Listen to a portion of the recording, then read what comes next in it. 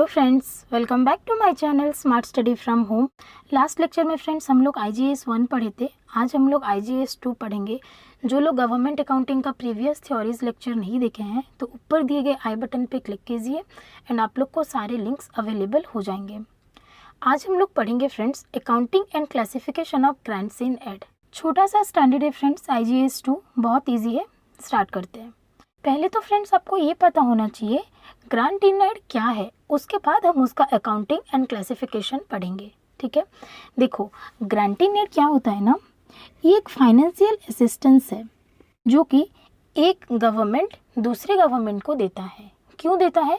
ताकि वो अपना काम कर सके, अपना रेवेन्यू और कैपिटल एक्सपेंडिचर को मीट कर सके। ठीक है, देखिए गवर्नमेंट क्या क्या हो सकता है friends, union government, state government, ये दोनों हो सकते हैं। यूनियन गवर्नमेंट क्या करता है फ्रेंड्स, फाइनेंशियल असिस्टेंस देता है स्टेट गवर्नमेंट को। ठीक है, यूनियन गवर्नमेंट किसको देता है? स्टेट गवर्नमेंट को। स्टेट गवर्नमेंट देगा किसको? अपने से नीचे, स्टेट से छोटा कौन है? Local bodies. अभी बोलोगे मैम लोकल बॉडीज में क्या आता है? फ्रेंड्स लोकल बॉडीज क्या होता है? आपका पंचायत हो गया, रूरल लेवल में जो लोकल बॉडी है उसको हम लोग बोलते हैं पंचायत। ग्राम पंचायत पता है ना, जो लोग विलेज में रहते हैं उनको पता होगा ग्राम पंचायत, और जो लोग अर्बन में रहते हैं अर्बन लोकल बॉडीज, म्यूनसिपैलिटीज। ठीक है, इसको हम लोग लोकल बॉडीज बोलते हैं। तो स्टेट गवर्नमेंट जो है वो लोकल बॉडीज को देता है, DRDA को देता है, district rural development agencies, special purpose vehicles को देता है, हॉस्पिटल्स को देता है। ठीक है, इनको यूनियन गवर्नमेंट भी देता है, स्टेट गवर्नमेंट भी देता है। यूनियन गवर्नमेंट सबको देता है, यूनियन गवर्नमेंट स्टेट को भी देता है, यूनियन गवर्नमेंट लोकल बॉडीज को भी देता है, हॉस्पिटल्स को भी देता है। जिसका एक लीगल स्टेटस है उनको वो लोग देते हैं। अभी कोई पर्सन को नहीं देंगे, मेरे को नहीं देंगे। ठीक है, स्टेट गवर्नमेंट भी उनको देगा। और एक क्या होता है, यूनियन गवर्नमेंट क्या करता है फ्रेंड्स, स्टेट गवर्नमेंट को देता है एंड स्टेट गवर्नमेंट फिर उसको फॉरवर्ड करता है लोकल बॉडीज को। देखो एक तो हुआ कि स्टेट गवर्नमेंट डायरेक्ट दे रहा है लोकल बॉडीज को, यूनियन गवर्नमेंट डायरेक्ट दे रहा है लोकल बॉडीज को, या फिर यूनियन गवर्नमेंट क्या किया, स्टेट गवर्नमेंट को दिया एंड स्टेट गवर्नमेंट फिर देता है आपका लोकल बॉडीज को। इसको बोलते हैं पास थ्रू ग्रांट। ठीक है, कीवर्ड से आपको बुक में ये वर्ड्स मिलेंगे और आपको एग्जाम्स में ये वर्ड्स यूज करके उसको अंडरलाइन भी करना है, that is pass through grant. ठीक है, पास थ्रू ग्रांट के जरिए यूनियन गवर्नमेंट क्या करता है, लोकल बॉडीज को फाइनेंशियल असिस्टेंस देता है इन द फॉर्म ऑफ कंट्रीब्यूशन और डोनेशन, जिसको हम लोग क्या बोलते हैं, ग्रांट इन एड। ठीक है, तो ग्रांट इन एड क्या है समझ में आया? ये क्या है, ग्रांट क्या होता है, एक डोनेशन है या फिर कंट्रीब्यूशन है which is a financial assistance to one government by another government। ठीक है, एक गवर्नमेंट को दूसरे गवर्नमेंट जो फाइनेंशियल असिस्टेंस प्रोवाइड करता है in the way of donation, in the way of contribution, उसको हम लोग क्या बोलेंगे फ्रेंड्स, ग्रांट इन एड। ये चीज़ क्लियर हुआ? तो either union government, state government ये लोग डायरेक्टली देंगे या फिर पास थ्रू ग्रांट के जरिए यूनियन गवर्नमेंट स्टेट गवर्नमेंट को देता है एंड स्टेट गवर्नमेंट फिर उसको पास ऑन करता है किसको फ्रेंड्स, लोकल बॉडीज को। ठीक है, अभी देखिए क्यों देता है, अभी कौन से फॉर्म में देगा, इधर इन कैश देगा और काइंड देगा। कैश में भी दे सकता है, काइंड में भी दे सकता है, दो तरीके का ग्रांट इन एड हो सकता है। अभी देखो क्यों देता है, क्यों देता है friends, to meet their operating and capital expenditure. अपना डे टू डे एक्टिविटीज को, जैसे कि DRDA को दिया, DRDA क्या करेगा, रूरल डेवलपमेंट करेगा, रोड का कंस्ट्रक्शन करेगा। ठीक है, जो भी गवर्नमेंट का वर्क होता है विलेज लेवल पे, रूरल लेवल पे जो काम होगा वो चीज़ देखेगा। हॉस्पिटल्स क्या करेगा, अपने लिए कैपिटल क्रिएट करेगा, कैपिटल इक्विपमेंट परचेज करेगा, रेवेन्यू एक्सपेंडिचर करेगा। तो इसीलिए गवर्नमेंट फाइनेंशियल असिस्टेंस प्रोवाइड करता है to meet their operating as well as capital expenditure. Clear हुआ? और ये जो प्रोसीजर है इसको बोला जाता है 3 टायर पैटर्न। ये वर्ड भी आपको बुक में मिलेगा, कीवर्ड से एग्जाम्स में लिख के इसको अंडरलाइन भी करना है। क्या है? 3 टायर पैटर्न। बोलोगे मैम 3 टायर पैटर्न क्या है? देखो टॉप में कौन रहा फ्रेंड्स, टॉप में रहा आपका union government apex body, middle में कौन रहा, state government, and grass root level जो नीचे उसको क्या बोलते हैं, ग्रास रूट। ग्रास मिट्टी में होता है ना फ्रेंड्स, तो उसको बोलते हैं grass root level. These are the key words which will fetch your marks. ठीक है, तो आपको ये सब वर्ड्स यूज करके उसको अंडरलाइन करना है। ग्रास रूट लेवल में कौन रहा, लोकल बॉडीज। लोकल बॉडीज क्या होता है मैंने बताया, विलेज लेवल पे आपका होता है पंचायत एंड आपका अर्बन एरिया में होता है म्यूनसिपैलिटीज, वो होते हैं लोकल बॉडीज। तो इसको बोला जाता है 3 टायर पैटर्न। ठीक है, तो ये चीज़ भी बुक में लिखा गया है। It follows 3 type pattern, at the apex union government, middle में state government, grass root level में लोकल बॉडीज़, क्या होता है panchayat and urban local body जो कि म्युनिसिपैलिटीज़। ठीक है, तो आपको इंट्रोडक्शन समझ में आया फ्रेंड्स चैप्टर का कि गारंटी नेट क्या है। पहले तो आपको पता होना चाहिए ना गारंटी नेट क्या होता है, कैसे होता है। एक फाइनेंशियल असिस्टेंस है जो एक गवर्नमेंट दूसरे गवर्नमेंट और लोकल बॉडीज़ को प्रोवाइड करती है। इधर डायरेक्टली करता है यूनियन गवर्नमेंट या फिर स्टेट गवर्नमेंट के थ्रू में करता है। अगर स्टेट गवर्नमेंट के थ्रू में करता है तो उसको हम लोग पास थ्रू ग्रांट बोलते हैं। ठीक है, ये चीज़ क्लियर हुआ। अभी एक चीज़ हुआ मैम, जो ये पैसा देगा यूनियन गवर्नमेंट वो कहाँ से देगा? हम लोग पहले ही पढ़े हैं accounts of government of India, किससे देगा? कंसोलिडेटेड फंड ऑफ इंडिया से देगा। ठीक है, ये भी कीवर्ड्स है, आपको ये लाइन भी लिखना है। मैं यहाँ पे एकदम की पॉइंट्स ली हूँ कि आपको एग्जाम्स में क्या क्या लिखने हैं। ठीक है, बुक्स में तो एकदम से थ्योरी दिए हैं, बट उसके जो कीवर्ड्स हैं, जो इंपॉर्टेंट लाइन्स है, उसको मैंने पिक करके लिया है।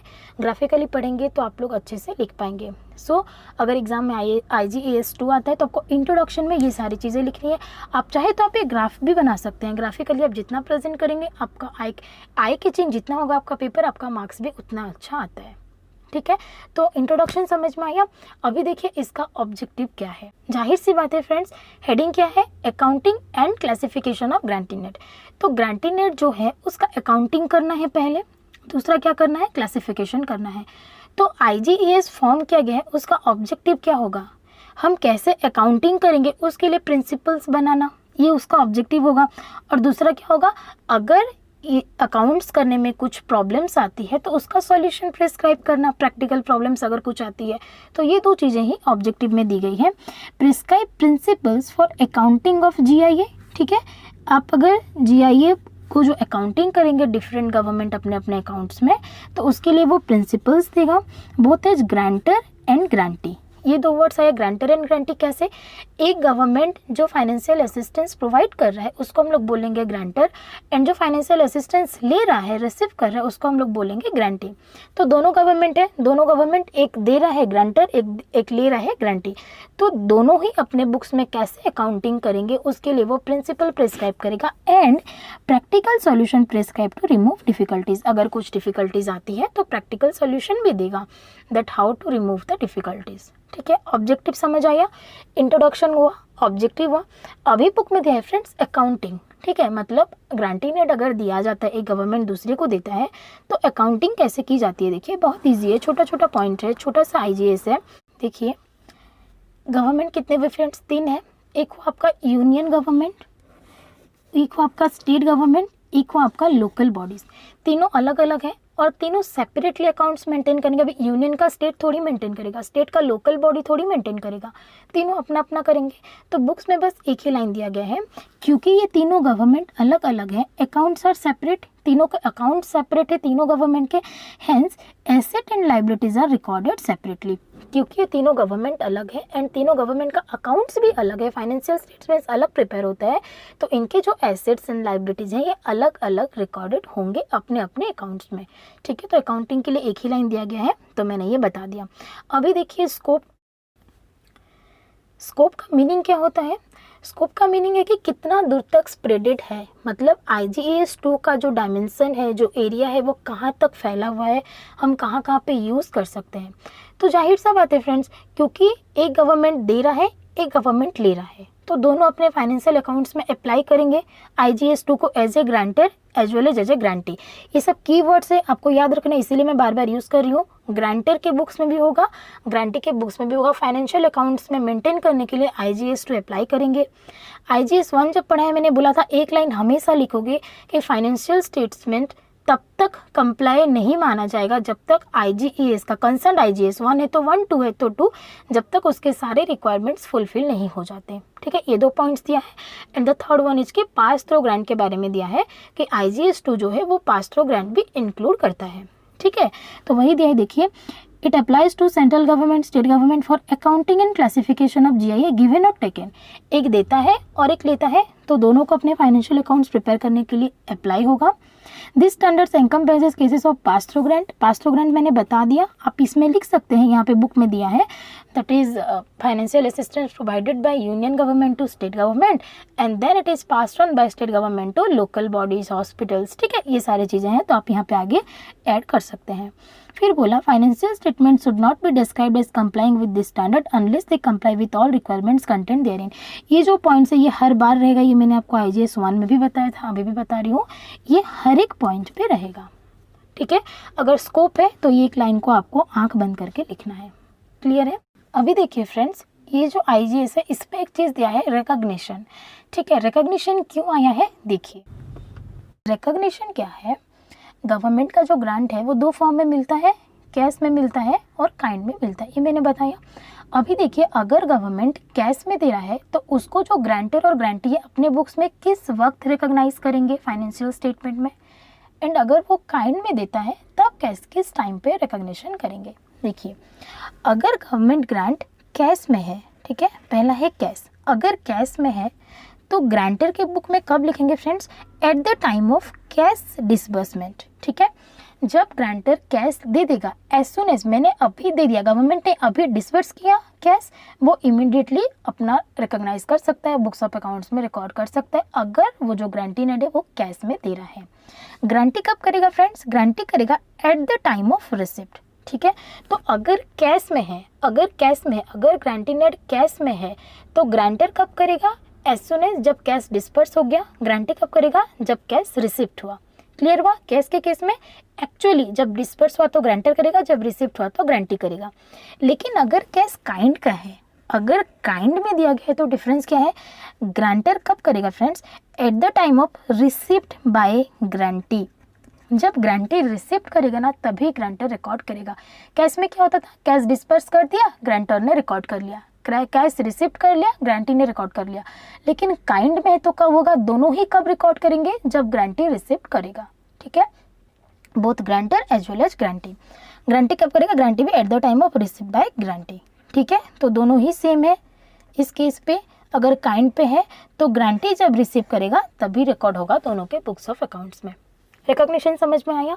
अभी the last one is disclosure, जो कि बहुत छोटा सा है। देखिए, डिस्क्लोज क्या करेगा, financial statement of grantor shall disclose total funds released on GIA। Grantor का फाइनेंशियल स्टेटमेंट क्या डिस्क्लोज करेगा फ्रेंड्स, टोटल फंड्स रिलीज्ड, वो कितना रिलीज किया है उसका फाइनेंशियल स्टेटमेंट वो शो करेगा। यूनियन गवर्नमेंट ने अगर स्टेट गवर्नमेंट को ग्रांटी नेट दिया है तो यूनियन गवर्नमेंट का फाइनेंशियल स्टेटमेंट क्या शो करना चाहिए, उसने कितना ग्रांटी नेट प्रोवाइड किया है। End funds allocated for creation of capital asset during the financial year, मतलब रेवेन्यू के लिए कितना खर्चा किया है एंड कैपिटल के लिए वो कितना कंट्रीब्यूट किया है एज ए ग्रांटी नेट, वो उसको सेपरेटली मेंशन करना पड़ेगा अपने बुक्स ऑफ अकाउंट्स में। ठीक है, इससे क्या होगा, इट एनहांसेस द ट्रांसपेरेंसी। किस चीज़ के लिए ट्रांसपेरेंसी फ्रेंड्स, कि जो ग्रांटर है वो कितना अमाउंट कंट्रीब्यूट कर रहा है उसका वो ट्रांसपेरेंटली डिस्क्लोज होगा। और क्या होगा, जो भी फाइनेंशियल स्टेटमेंट के यूज़र हैं उनको पता चलेगा कि जो ग्रांटी है कितना कैपिटल फॉर्मेशन करने वाला है in future by the contribution given by the union government. अपने टॉप गवर्नमेंट से उससे जो कंट्रीब्यूशन मिला है, जो डोनेशन मिला in the form of grantee net, उससे वो कितना कैपिटल एक्टिविटी फॉर्मेशन करने वाला है उसका information user of the financial statement को मिल जाता है। ठीक है, तो वही चीज़ दिया है, it enables the user of the financial statement to access quantum of future capital formation activity. This is the key line, आपको ये लिखना है और अंडरलाइन भी करना है। Quantum of future capital formation activity to be undertaken by different grantees as supported by the government. Grantees मतलब जिस चीज़ ग्रांटी को मिला है, क्योंकि ग्रांटर की बुक में सेपरेटली मेंशन हो जाएगा वो किसको कितना ग्रांटी नेट दिया है, तो user of the financial statement को पता चल जाएगा कि जिसको दिया गया है, मतलब जो लोग ग्रांटी हैं वो लोग कितना फ्यूचर में कितना कैपिटल फॉर्मेशन एक्टिविटी करने वाले हैं। ठीक है, तो इतना ही दिया है आपको डिस्क्लोजर पे। तो फ्रेंड्स देखिए, जैसे IGS 1 में क्या था, डिस्क्लोजर एकदम 8-10 पॉइंट्स का था, तो IGS 1 में क्या होता है, डायरेक्टली डिस्क्लोजर का क्वेश्चन दे देता है 8 मार्क्स का। ठीक है, मैक्सिमम IGS 1 से ऑब्जेक्टिव स्कोप नहीं पूछता, डिस्क्लोजर पूछता है। लेकिन IGS 2 में ओनली सेपरेटली डिस्क्लोजर नहीं पूछता, क्योंकि छोटा सा IGS है। IGS 2 अगर देगा तो आपको रिकॉग्निशन एंड डिस्क्लोजर दे देगा। ठीक है, या फिर ऑब्जेक्टिव, स्कोप एंड डिस्क्लोजर देगा, ऐसे देगा। Recognition and disclosure maximum time देता है। तो IGS 2 में आप सेपरेटली डिस्क्लोजर के लिए ना जाए, एकदम टोटल से पढ़िए, लेकिन IGS 1 का जो मेन क्वेश्चन है वो डिस्क्लोजर है, मैक्सिमम टाइम डिस्क्लोजर ही पूछता है, ठीक है। बट मैं तो रिकमेंड पहले भी की थी, अभी भी कर रही हूँ, गवर्नमेंट अकाउंटिंग का आप कुछ भी स्किप मत कीजिए, मैं एकदम से पढ़ा रही हूँ, तो आप लोग भी पढ़िए।